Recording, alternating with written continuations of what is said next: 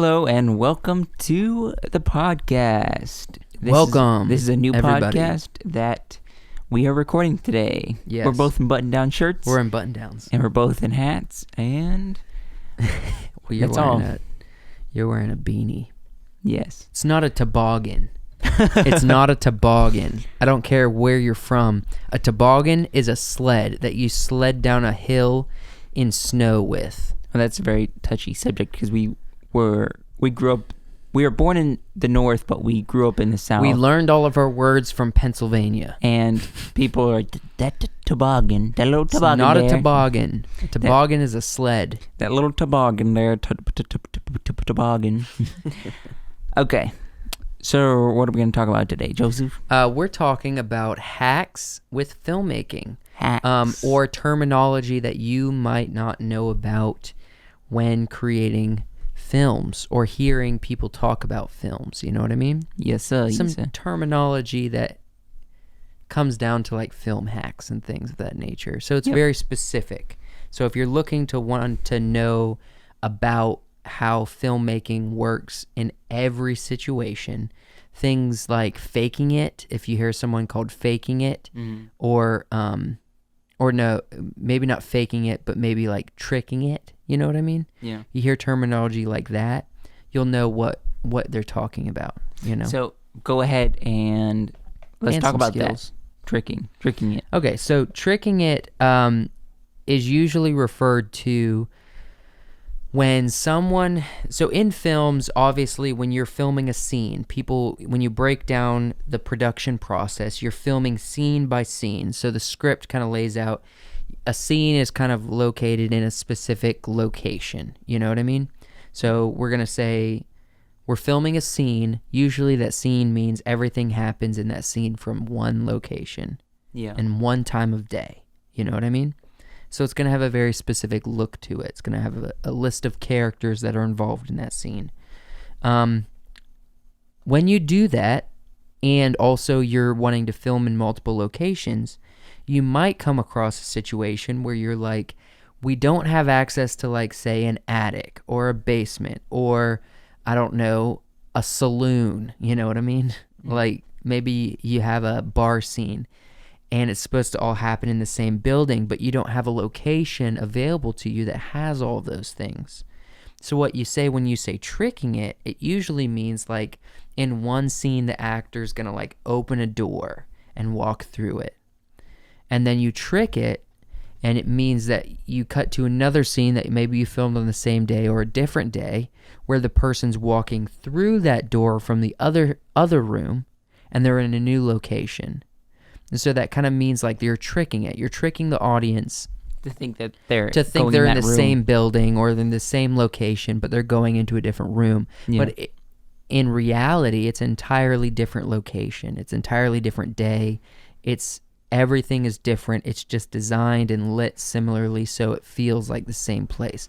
And that can apply through everything with filmmaking. Yeah, we did that a little bit on Dying of the Leaves, where we were in the woods a lot for that film, and we did go to multiple locations, different woods, but there was a lot of time where like we'd film this direction, kind of turn around, film the other direction, type thing. Yeah, exactly. And I did that if you saw on Instagram or something where I posted a little Star Wars 1-minute short video film thing where this guy's walking through something that looks like a desert, and then a TIE fighter comes out from the background and fires at him, and that's kind of the end of it. It's kind of cool because I was wanting to exercise my ability to do some computer magic, you know? Computer skills. Yeah, but that was all faking it. Mm-hmm. Almost every shot in that video was filmed from the same direction, just him walking either toward or away from the camera. And the reason for that is because we were not in the desert. We were on these big sand dunes next to the ocean, you know, in Kitty Hawk, right where the Wright brothers first flew the first airplane, on these big sand dunes. You know what I mean? We were in that area in North Carolina, and so I'm like, this looks like a desert. If we film it a certain way, it can look like a desert in every direction, you know? And so I was like, a desert, obviously Star Wars, you know, Tatooine. So And the same thing goes for stunt doubles. Stunt doubles is a form of faking it. Yeah. You know, you cut to one shot, you have a stunt double from a wide angle, or maybe their backs to the camera. You think that is one person, but then you fake it and you cut to another shot where it's back to the main actor, and it's like, okay, that wasn't actually the same person. Yeah, you're tricking definitely. the audience. You're just tricking it, you know. So that's a terminology and a common hack that a lot of people use that is fairly obvious, but may, for some people that are beginning in this world or interested in this world of filmmaking, may not have been clearly, you know, described to. Yeah, I want to bring up one more topic, one more thing that we did before I jump to another topic. I remember one time we filmed a short movie. I mean, this wasn't professional, but it was with our friend Jake, and we were going to make it look like his head cut off. Yeah, we tricked it. We tricked it by, we had you just throwing a hatchet basically, or like doing it on a log, and then another scene where his head kind of just rolled off, and it looked like they were put together, but really they weren't. Yeah. We talked about that a little bit. We never showed anybody that, but I don't we were think just we doing have like it. yeah, we don't have it. We deleted it. Mm-hmm. We were doing a beheading, and we used a fake head, and we just did some cuts, you know. Yeah. And we just tricked it to make it look, even in our beginning stages, to look as if, you know, it's what's actually happening in camera, but it's not. It's tricking it. When you watch behind the scenes of indie films or big production films, you might hear directors or individuals on set refer to the term tricking it. Mm-hmm. And that's a big part of filmmaking, you know.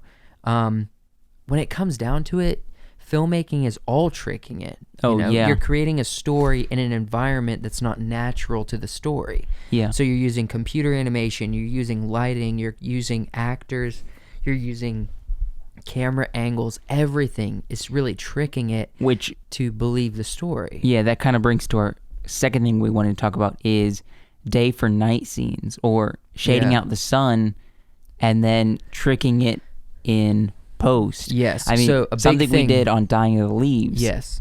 We did that to where we most of the time just shade out the sun with a tarp, with a reflector. You know, describe why that's important to do that.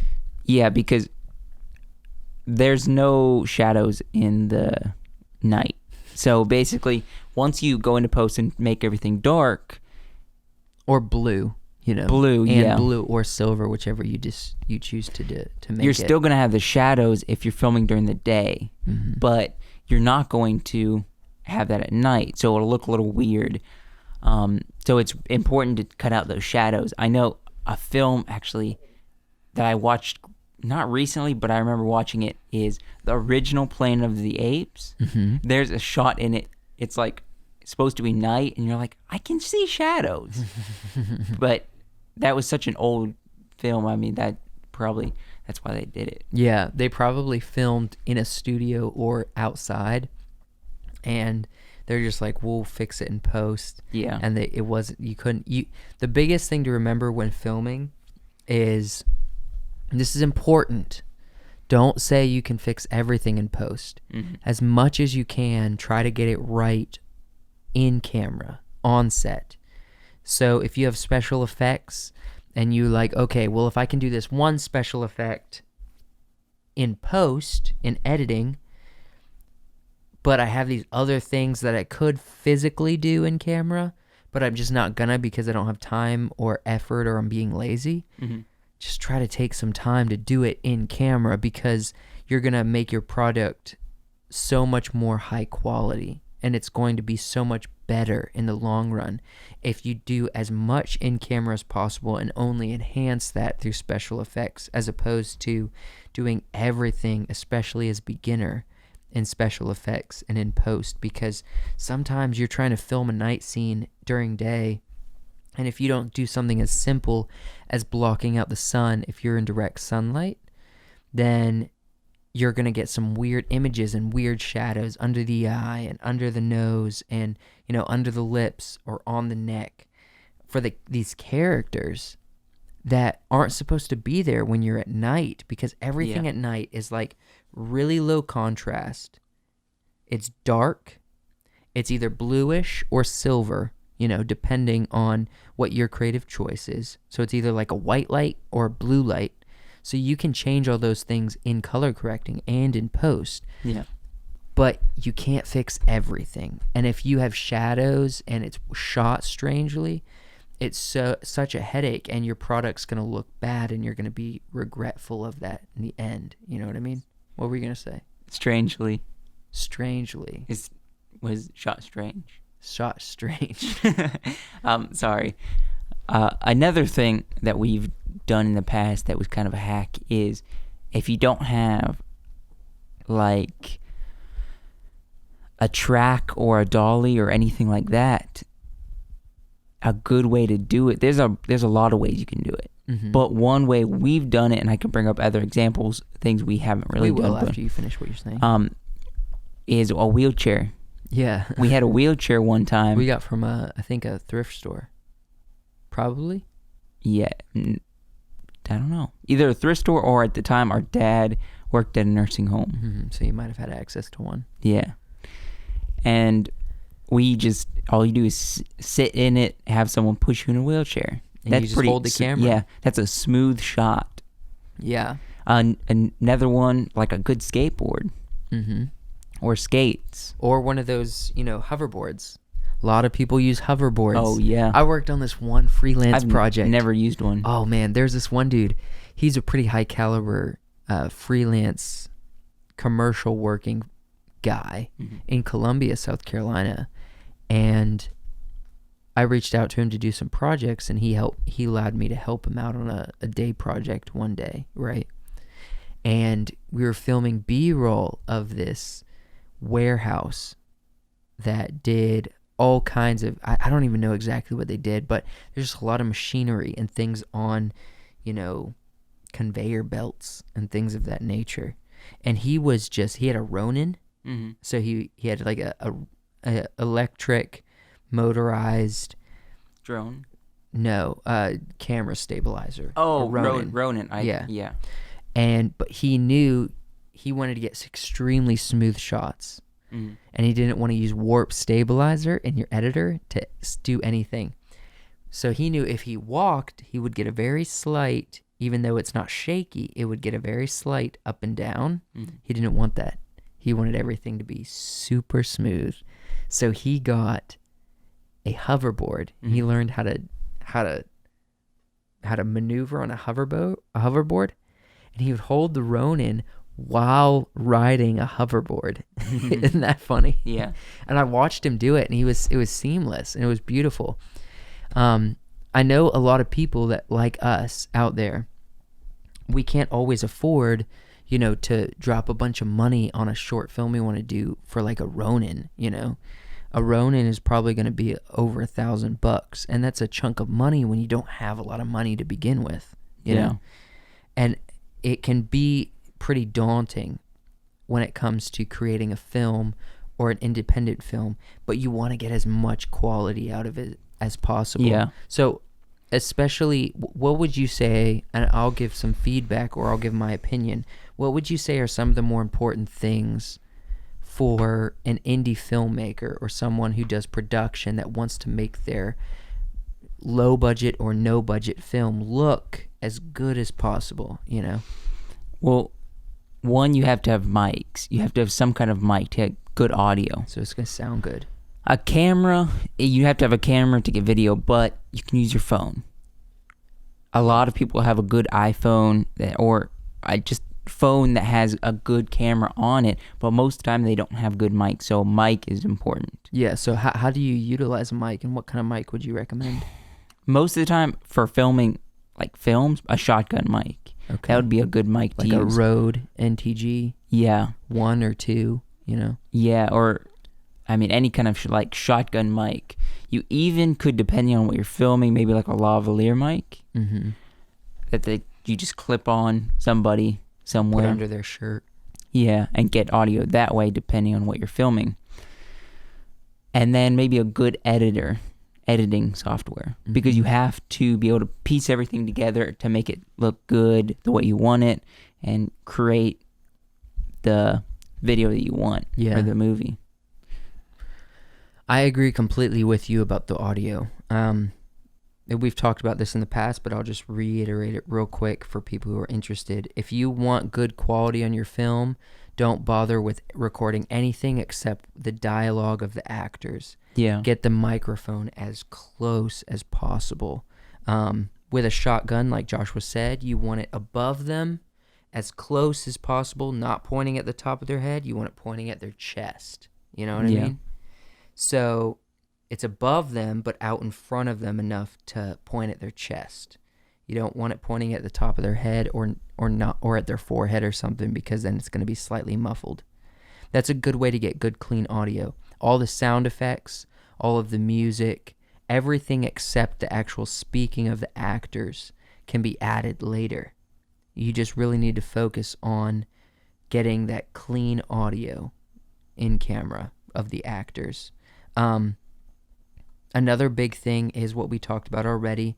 If you're in direct sunlight, whether you're shooting day for night, unless it's an artistic choice, you need to have like a sheet, like a bed sheet or a couple to layer on top of each other that you can put up on a stand of some sort to block out the sun, or a big reflector to just shade your characters, because you will not believe how much quality you get out of your shots when you're going into color correcting. When you look at your actor's face and everything is like soft, nothing has harsh shadows, nothing is lit strangely, it's all soft, and you just get so much expression, you get so much cinematic look out of your actors when things are soft. And when you're using the sun as a light source, like outside, and you're shooting through a blanket sheet or shooting through a reflector, it's as if you have a cloudy day.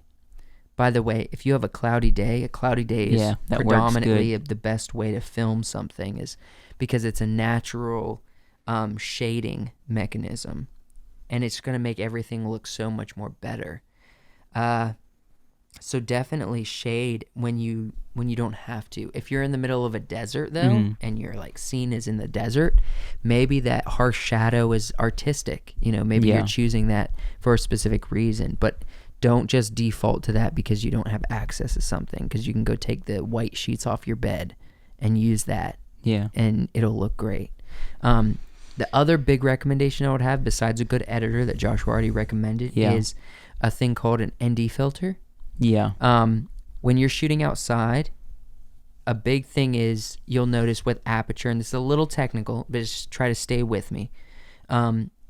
Aperture opens and closes to get better depth of field. The better depth of field you have, the more cinematic your shots are going to look, correct? Yes. It's going to look more like a movie.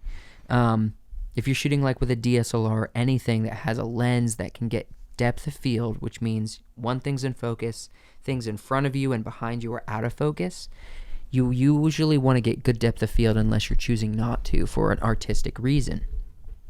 Because of that, if you're shooting outside, you're trying to get as much light into the camera as possible. So you want to open up that, or you want to close down because you have a lot of light from outside, right? So you want to close down. When you close down an aperture, it creates less depth of field. So you might have a shot where you're looking at someone and you want the background to be blurry, but you can't because you're shooting outside and there's so much light outside that you can't close it down enough to get good depth of field. Because aperture is the main thing that controls depth of field. But an ND filter is like a sunglass that you put over your lens to make everything darker. And if you do that outside, then you really can bright, open up. You can open up that aperture. It gives better depth of field. And although you're shooting in direct sunlight, or maybe sunlight but with shading your character, although you have all that, you're like sunglassing your shot, and so you can open it way up and get better depth of field even though there's a lot of light around you. So if you're wanting to make your film look very high quality and cinematic and Hollywood as much as possible, get good audio on set. Make sure when you're doing a trick of the camera, make sure, for the audience sake, make sure that you're doing it well. Things are lit consistently, that it's believable. but then get like an ND filter on your camera for outside and make sure you're shading your characters, you know? What do you have anything else to add, or what do you think about those things? Yeah, that's pretty good. We got a little bit of time. I was gonna briefly talk about studio recording and like backdrops. Yeah. I know before we started this podcast, when we just did informational videos on this channel, there was a brief time where you saw a background that we had it was black, like Well, it had soundproof foam board, Yeah, and then exactly. boards across it, you could tell, and that gave it a cool style. But that was something that we went to the store, picked up some lumber, and just made ourselves, because Yeah. we didn't have like a studio. We just had a backdrop that we created, and when we would film, we would pull it into the living room, pull it out of the living room, and record. And we made it to where it had like these U brackets Yeah, that you on could. the background. It was like this, and you hooked the wood into it. we built like a frame, Mhm. and then we had on the background itself, we had these U brackets that you could just hook up, and it would just sit on this little 2x4. Yeah. You know, and so it was our background, and it looked good. It kept a level of quality to our video, instead of just like recording something with our undesigned and undecorated living room or bedroom in the background. You know what I mean? Yeah, so that was a affordable way to do that. You can spend like less than $50 and buy some lumber, or find some lumber, which I think we did for that, from somewhere or some person, and just put together something that you kind of think like in your brain, this is creative, and that can actually do so much for your video. You know, that can make your video look so much better than all these other people who on YouTube, who are just filming in their house up against a white wall, or in front of their bedroom, or something crazy that's like not lit or looks strange. You know what I mean? Yeah, definitely. I think it's important. One of the big things we've talked about with our company is the values of WiseWorks is emotion, knowledge, quality. Mm-hmm.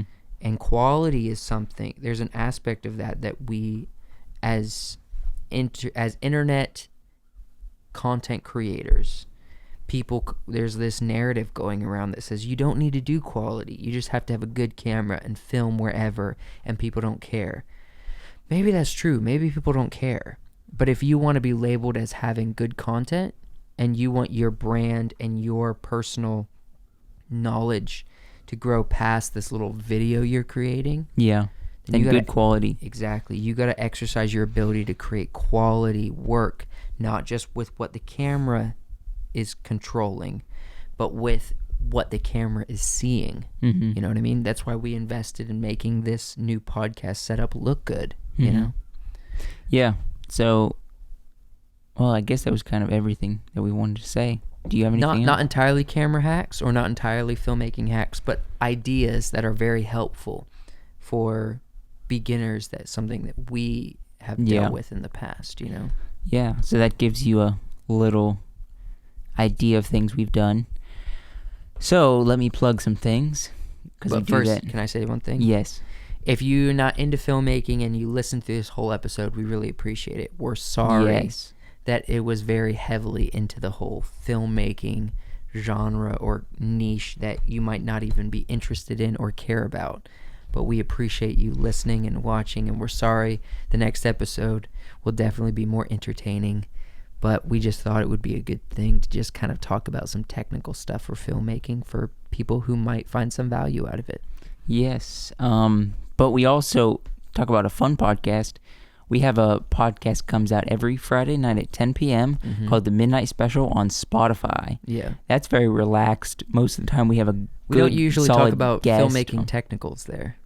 Yeah, we don't. We talk about all kinds of stuff. all kinds of stuff. Sometimes, most of the time we have a guest. So it's not just us. It's other people. You get to meet some people that maybe help out with WiseWorks stuff from time to time. Yeah. People that are in the background. Or if you don't like to listen stuff late, listen to it first thing Saturday morning. It's a good podcast to wake up to Get yourself some coffee, sit down, put in headphones or listen to it on a speaker, and have fun. Yep. Enjoy the podcast. So that is the video for this week. We will see you next week, or no, we'll see you tonight on the Midnight Special. Thank you for following on Spotify and subscribing on YouTube. Yep.